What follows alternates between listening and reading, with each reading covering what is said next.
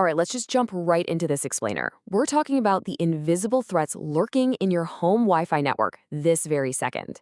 Today is all about building a literal digital fortress and locking those intruders out for good. So here's our game plan for building that fortress. We'll start with the threat environment, then laying the foundation, installing the armor, reinforcing the perimeter, and finally maintaining a secure network. Starting off with Section 1, the threat environment, invisible intruders. Let's understand the battleground first. Okay, so what exactly is a WLAN? Well, it's your wireless local area network. Think of it as your own personal base station, beaming your private data, stuff like passwords, emails, your banking info, straight through the air using specific radio frequencies. Usually, we're talking about 2.4 gigahertz or 5.0 gigahertz. And because this data literally travels right through the air around your house, well, it's just out there for anyone to grab if you're not careful. And here's the really scary part. Intruders don't need some fancy, expensive spy gear to do this. They're using totally free, readily available tools, things like Wireshark or InSIDear, to just sniff out your network details right out of the thin air. They're scanning for your MAC address, your SSID, which is your network name, and even your RSSI, basically your signal strength, along with the fizz type. Even if you think your network is completely hidden, these tools are literally sweeping up all those digital breadcrumbs. Moving on to Section 2, laying the foundation, default dangers. It's time to fix those crazy, dangerous default router settings. Okay, the absolutely crucial takeaway here is that you need to do this immediately.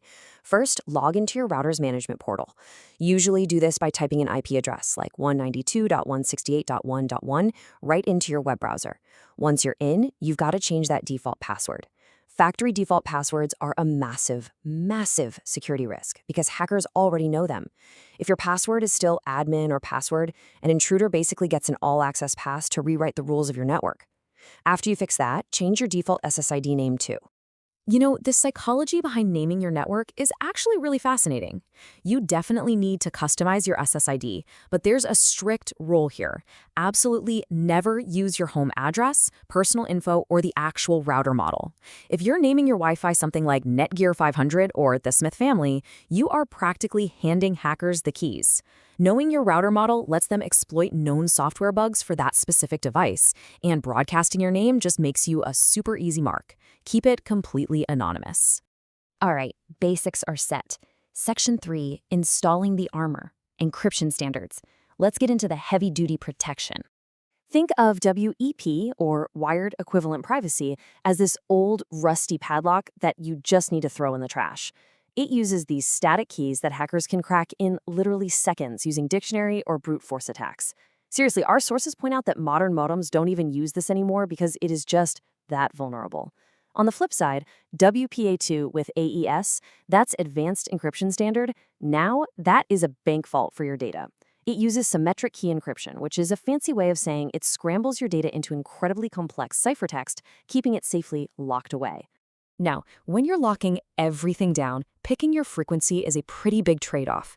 2.4 gigahertz is going to give you more range, but the signal itself is weaker and super prone to interference since it only has 3 non-overlapping channels. 5.0 gigahertz, on the other hand, much stronger, much faster signal, and it boasts 23 non-overlapping channels. That means way less interference from your neighbors. The only catch is that it has a shorter range and kind of struggles to punch through thick walls in your house.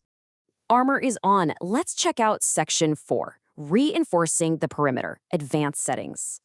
Now this brings us to a really massive tech myth. Should you disable SSID transmission to hide your network? Honestly, for years, people totally thought hiding their network name basically made them invisible to hackers. But the answer is a definitive no.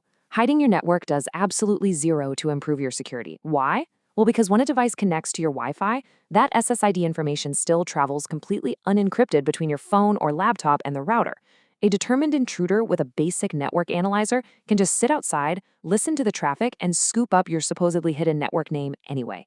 Turning it off is practically useless for your actual security.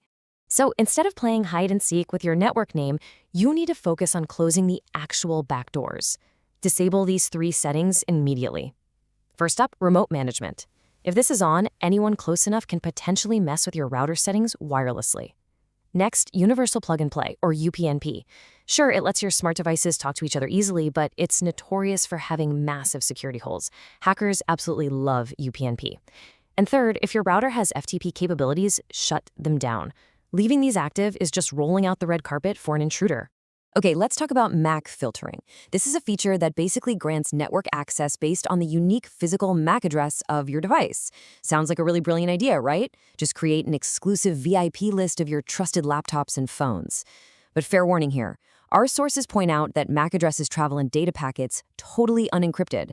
A smart attacker can easily use a packet analyzer to intercept an approved MAC address, spoof it to look like their own computer, and completely bypass your VIP list. A much, much stronger defense is just ensuring your router's built-in firewall and intrusion detection system, the IDS, are fully enabled. While you're manually trying to whitelist all your devices, the IDS is just sitting there doing the heavy lifting automatically, checking all the incoming and outgoing traffic. It looks for any suspicious patterns that scream attack and acts as a constant 24/7 security checkpoint for your network. Almost there. Section 5, maintaining a secure network. Let's keep that digital fortress impenetrable. Because look, security isn't just a set it and forget it deal, it's an ongoing process. Here is your maintenance checklist. First, you absolutely must keep your router firmware updated. Software always has bugs, and firmware updates patch those vulnerabilities before the bad guys can exploit them. Next, make it a habit to check your connected devices using the client monitor in your router settings. If you see some phone or computer you don't recognize, boot it off immediately. And finally, you've got to practice safe habits outside your home network too. And by that, I mean using a VPN. Let's define that really quickly. A virtual private network encrypts all the traffic flowing from your computer to your remote server. If you ever leave your nice, secure home fortress and connect to a public Wi-Fi hotspot, like at a coffee shop or the airport, a VPN is an absolute necessity. Public hotspots are notorious hunting grounds for malware and data theft. A VPN wraps your data in this thick layer of encrypted armor, so attackers on that same public network can't steal your stuff. So that wraps up our explainer. We've covered the default passwords, the heavy encryption standards, closing those back doors, and setting up firewalls. But listen, none of this matters if you don't actually take action. So I'm leaving you with this thought. Your digital fortress is only ever as strong as its weakest setting. So have you checked your router today? Are you absolutely sure your digital front door isn't just sitting wide open right now?